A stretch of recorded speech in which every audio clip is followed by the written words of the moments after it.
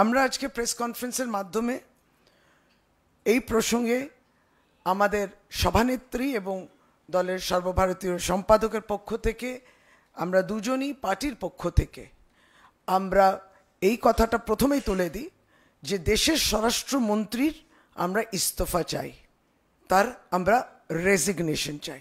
দিল্লি রাজধানীতে এখন যেটা বলছেন টেররিস্ট অ্যাটাক, যারা দায়িত্বে রয়েছেন দিল্লি পুলিশ স্বরাষ্ট্রমন্ত্রী মন্ত্রকের অন্তর্ভুক্ত, স্বরাষ্ট্রমন্ত্রী, দেশের গৃহমন্ত্রী এবং দেশের প্রধানমন্ত্রীর দিকে তাকিয়ে রয়েছে ভারতবর্ষ। কিন্তু আমরা আস্থা পাবো কোত্থেকে?